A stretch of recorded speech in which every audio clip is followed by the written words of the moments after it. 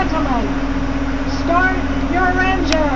There's the command from Mary Humidor. And the engine on time.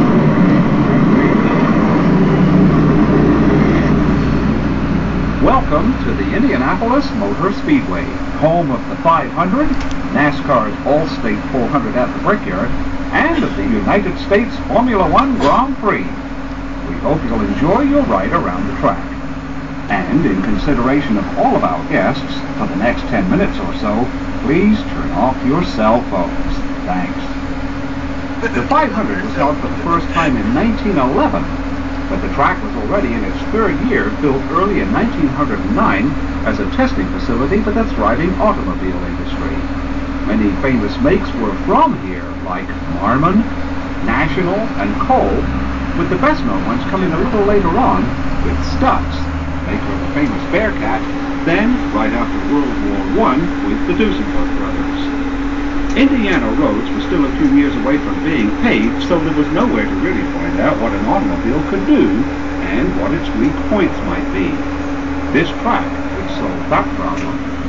Not only could the manufacturers test here privately, but occasional races would give the spectators a chance to see in competition what they could go down to the showrooms and purchase. The man who created all of this was Carl Fisher, the very same man who later developed Miami Beach from swamplands into an exotic resort area. He also developed Montauk Point on Long Island and spearheaded the first drivable highway across the United States. We entered the track between turns 1 and 2 at the South End Short Straightaway. Up ahead is turn 2.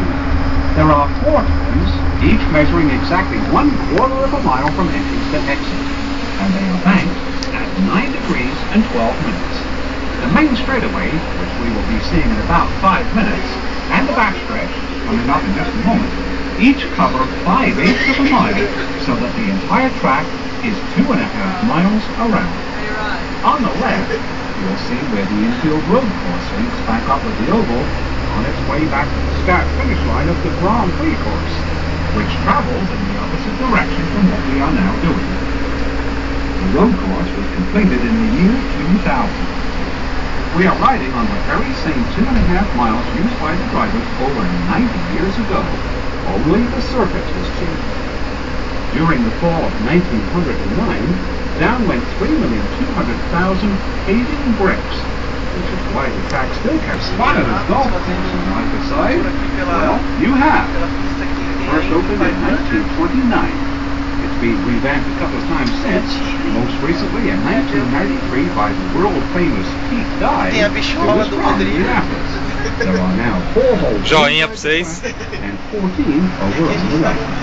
The old course was once a major stop on the PGA Tour, the 500 Open being held between 1960 and 68. Each September between 1994 and 2000, the seniors played here. The 3-2-1 markers over on the outside fence are 100-yard reference points for entering turn 3. The 500 drivers will make the turn at about 220 miles an hour. 220 miles an hour. Told ya. Double the weight will go through at about 170. The practice laps ever completed here by 500 drivers have been right at 240 miles an hour. That means negotiating a 2.5-mile lap in less than 48 seconds. Or to put it another way, it's the equivalent of traveling down a football field in about 9/10 of 1 second.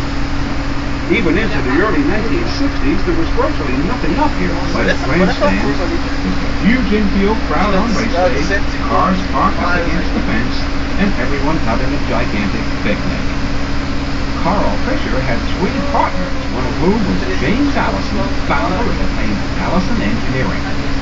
They sold the Speedway in 1927 to a group headed out by World War I flying ace, Captain Eddie Rickenbacker, who had in fact been a regular 500 driver before he ever learned how to fly a plane.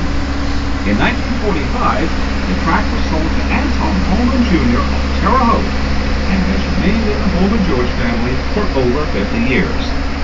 And there's never been any tax dollars used here. The track is privately owned. Out of turn 4 and onto the main straightaway. Corporate suites and double-decker grandstands. Can you imagine going all the way down there in 9 seconds? Sim, fica bom mesmo. Drivers making pit stops used to drive all the way down the straight and pull over to their respective pit.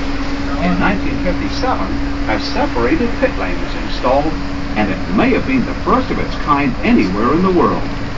The current Indy Racing League cars need to stop about every 30 laps or so. You can take on 30 gallons of fuel and change 4 wheels in about 13 seconds. And they use methanol, by the way. Gasoline hasn't been permitted in the 500 since 1964. But NASCAR cars do use gasoline. And they'll take on 22 gallons and 4 tires in about 15 seconds. The tall building on the left is called the Pagoda. It was completed in 2000. This is where the Master Control Tower stood from 1957 until 1998. And prior to 57, a Japanese-style pagoda occupied this spot, and that's the reason for this current design. This one, however, has 10 floors and rises to the equivalent of a 13-story building. This first 500, the greater part of the main straight was still of bricks and mortar. And imagine that prior to the late 1930s, the entire 2.5 miles looked like that, and it made for a pretty rough ride. 6,496. On the left is the entrance to the Speedway's famed garage area and gasoline alley, which, while having changed in appearance over the years, has been back at that approximate location since 1914. We can't see it from here because of the track. Between 1947 and 59, Hollywood actresses were part of the post-race ceremonies, among them Carol Landis, Barbara Stanwyck, Loretta Young, Dinah Shore, Virginia Mayo, Sid Charisse, and in 1958, a very young Shirley MacLaine. Here we are in the famous Turn 1. Down behind that guardrail on the left, believe it or not, runs a creek. It actually flows under the track twice per lap, and presented quite a challenge for the track's builder back in 1909. We crossed over it just a few moments ago, and it'll curve around to the right and flow out under the short straight just up ahead. We don't know of another racetrack in the world where that happens. That brings us to the south end once again to approximately where we started. A 500 driver at speed would have lapped us. Oh, probably about 15